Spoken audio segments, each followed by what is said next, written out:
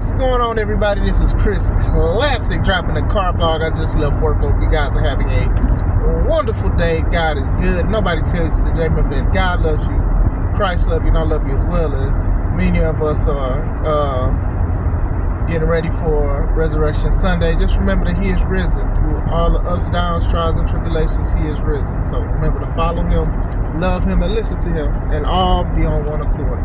Make sure you subscribe to the Take It Home podcast, where I talk about professional wrestling topics. I interview professional wrestlers, and I put my matches up as Classic Alpha. I got a couple of shows next month I'm excited for. Now That's Wrestling, and also for C3 Ultimate Wrestling, still the show. Make sure you also subscribe to my second YouTube channel, which is C3 Ultimate Wrestling. Me and my wife's professional wrestling company. We have a lot of our matches from previous shows, a lot of promos and segments. Like I said a few minutes ago, make sure you also get tickets to our next show, Still the Show, in Crown Point, Indiana, April 20th. So if you're in the northwestern Indiana area, Chicago area, just want to see some great wrestling, come on to see some great action. Family-friendly event. Wrestling is not just about wrestling.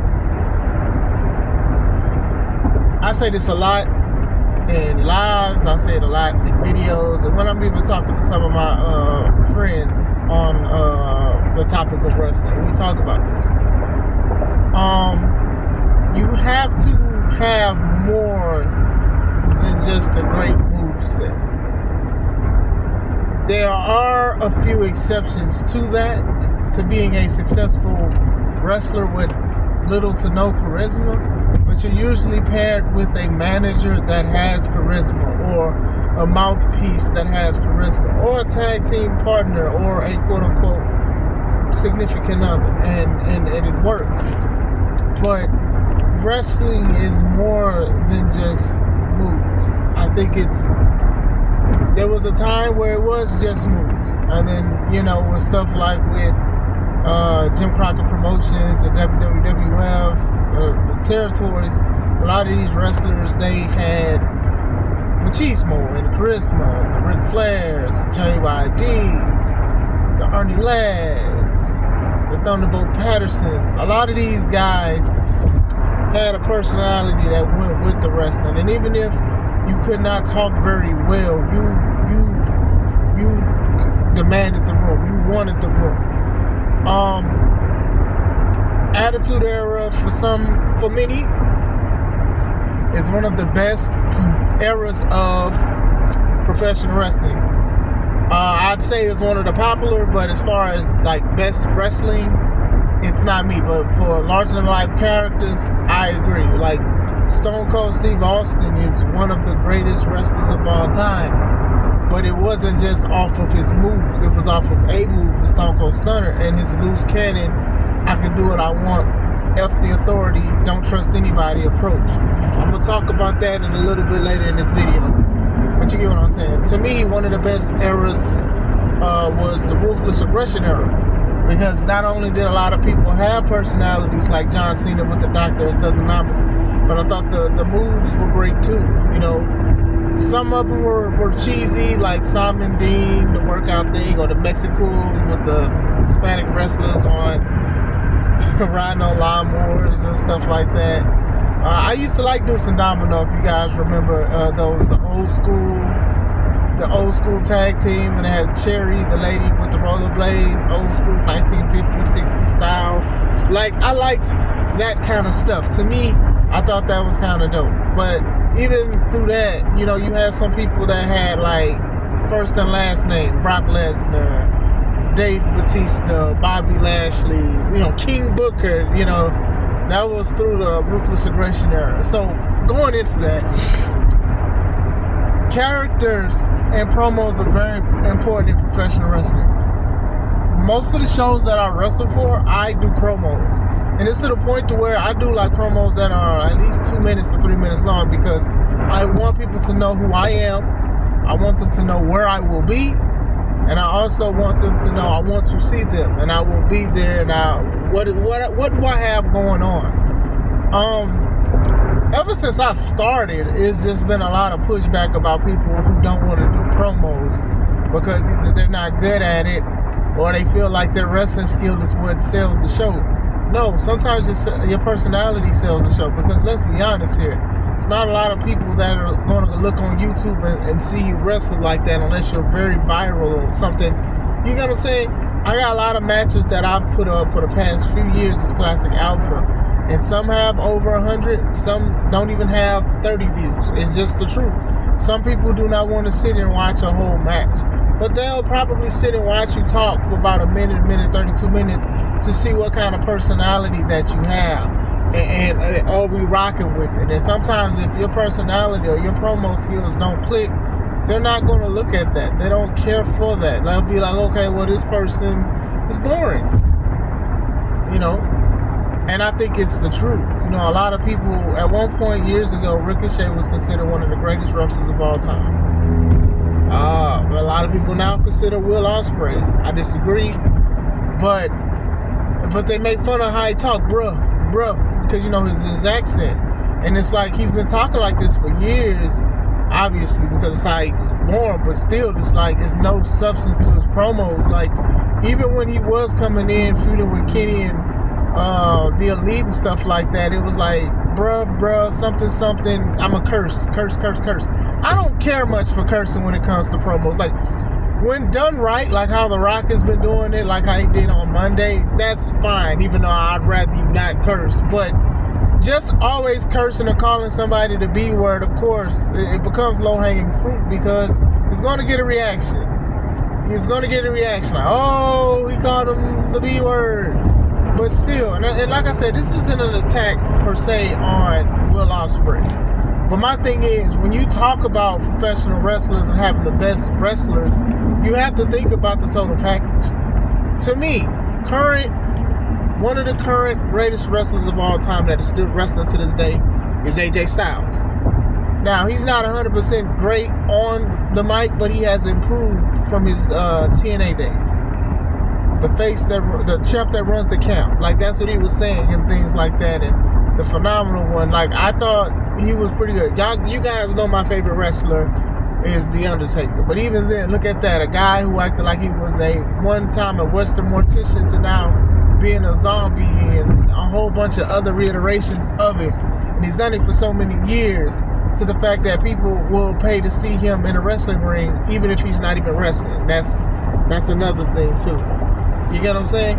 So it's always very important to understand that promos, character development is very important. I was talking to my bro Art at work, and he was saying like he loved like the Bloodline story. Now, if you look at it, you know that Bloodline story has more talking than it does wrestling, and he says he enjoys that. A fan. He doesn't watch it as much, but he enjoys the dialogue. I'm a big dialogue fan myself. You know, a lot of people, even now, they complain about WWE saying like, okay, well, y'all have so many shows, so many hours of production, and you guys have like the bare minimum of wrestling. But I'm like, to be honest, if you're not counting, you may enjoy it. Now, some people are going to talk about it regardless. Like, a lot of people, they love AEW because they'll get more wrestling. But sometimes you don't get no personality or whatever like that. You know, The Rock has been doing videos, promos, for like 20 minutes. Literally just going out there 20 minutes. Now, I know that 10 minutes of that time is him actually walking to the ring, because he has to stop. He has to wait for his music to change. He has to show you guys that he has a problem with his arm, like he got mosquitoes. But still, people watch it. It gets millions of views. Sometimes it gets the most views out of every segment that's on YouTube. And that's kind of a point that I'm kind of bringing in, is that sometimes you can get people behind you by just talking to them instead of just going out and wrestle. You got a lot of wrestlers out there that just go out and wrestle, and they don't connect with the fans because they don't connect with the fans. They don't acknowledge them. They don't engage. They don't say, hey, how you doing? They just go out and think just because they can do some good moves that everybody is just going to rock with that. And it's just like, no. You know, the worst thing to do is you do all this great wrestling moves, and then by the time I go to my car, I don't know your name because you didn't say it, or the announcer said it, but you're not leaving a everlasting impression. Impression is everything when it comes to it. Now going back to Stone Cold, when you look at his career as Steve Williams' name, and with the Hollywood Blondes, the Ringmaster, when you look at all of these things before him being Stone Cold Steve Austin, he was actually doing a lot of traditional standard wrestling, and it was pretty decent at it. He was doing the old school wrestling thing. But when he turned into Stone Cold Steve Austin, that's what everybody wanted to see. And when you look at Stone Cold Steve Austin, we all know that he's a brawler, loose cannon, drink beer, don't trust anybody, give anybody a stunner, I'm against the authority. And it worked. People wanted to see this because people related to that. People related to wanting to do something to your boss if your boss is obnoxious, or wanting to do your own thing and not wanting to, be told what to do. Mind you, this is his personality, not just his moves. His moves was way diluted from what it used to be. Turning to Stone Cold, most popular move is the Stone Cold Stunner, but the other stuff he did besides that, second rope elbow drop, mud hole stomps, couple more elbows, the middle finger. Like, that basically was his move set. That was it. And a lot of people got on Cena for 5 moves of doom. I believe that's less than John Cena's 5 moves of doom, excluding the middle finger, because that's not a finishing move. But still, people would pay to see Stone Cold Steve Austin to this day. He don't even have to wrestle, even though he did last year against Kevin Owens, and it was good. But still, that's what I'm talking about. It's more to it than wrestling moves. I'm classic alpha when I wrestle, and I say I'm here to say professional wrestling. And when I say that, that means that I'm trying to bring back the old school love of it and the respect of professional wrestling. And I think that for the most part, through God's grace, I do a great job with that. A lot of people love what I do in the ring, and to me, that's so great. That's so dope. But it's a character. I don't just go out and not do anything. I have to engage, regardless if I like them. Sorry about that, my wife called. But going into it, it's always about a character. It's very important to have a character. Even Cody Rhodes, well, even his dad, Dusty Rhodes, right? A lot of people love his Hard Times promo because it was so relatable to the common folk of, being denied certain things and not getting certain things that you wanted. Then, even after his fame in WWF and WCW, he literally went through hard times. When you think of the hard times, it's real relatable to this day. And even Cody, at one point, before he left for AEW, he had a good promo that was sort of similar to it when he was talking about his brother Goldust and his dad and Brandy Rhodes. And even now, what he's doing, talking about, finishing the story. Now, is it overused? Sure, you can say that, but it's one of the hottest stories out there, and it's intertwined with the bloodline. So you get what I'm saying? It's something that I can pick up. Like, even if you're not interested in what Cody's saying, I could possibly say, hey, this dude is going for a title that his father didn't win, his brother didn't win. He didn't win it last year, but he's done everything. He scratched and clawed, went through ups, downs, smiles, and frowns to this point again, to go against the guy that he could not defeat, the guy that a lot of people have not defeated in the past 3-4 years. That's just in a story itself without even looking at wrestling. Like, I can sell that to somebody that has never watched wrestling before, and somebody may be interested in actually watching the product because of the story. You get what I'm saying? That's all I'm saying when it comes to like certain things. Like, a lot of people, there's a lot of wrestlers that are talented. They can do moves that I can't do. A lot of people can do a lot of things. A lot of people make a lot of money, millions. Some are very successful as a professional wrestler. But sometimes they miss one thing. That's why I say, like, Seth Rollins is a 5'2" player in professional wrestling, because he can do it all. He can talk on the microphone. He can perform against the best. He can make the worst look good with certain wrestlers. He connects with the crowd. The crowd sings his song when he comes out. These are nice things and dope things to see. You know, CM Punk, I know his body is like really quitting on him with certain things because of his age and stuff. But still, he can grab the microphone and he can talk for 20 to 30 minutes and the crowd will be eating out of his hand. Like, promos are very important. Characters are very important. You know, low-key, I used to love the DCEU universe for the most part. Like, when Batman vs. Superman came out, a lot of people was upset talking about it was too much talking in it, because what happened was Marvel, they spoiled everybody with so much action from start to finish that people are like, hey, I want to see just action and I don't want to see dialogue. I don't want to see them talk. And you know, there's nothing wrong with that. But me, that's what I enjoyed. And it kind of reminds me of AEW a little bit. Is that AEW just sometimes they do give you more wrestling with less time. But still, sometimes the stuff isn't connecting. The matches aren't that great. And I'm not saying that WWE's matches and segments are always great. But sometimes the segments and promos that do happen, the people look like they don't want to be there. The wrestler that's speaking about the stuff, they don't seem like they don't want to be there because they're quote-unquote successful on the indies and they're not required to get better. And that's my biggest thing with AEW that I've been saying for a long time, is that a lot of people, they don't have the need to get better because they're not asked to get better and they're comfortable in that position because they're getting paid a lot of money they never thought they was going to get. They're traveling, they're having fun, they're going against some of their best friends.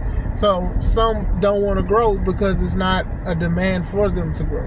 And I wouldn't think that they would do that well in WWE because WWE does try, for the most part, try to help people elevate and stuff like that. You know, if you are stagnant in certain things, then they will not do much with you. They may fire you for that. So that's very important to understand.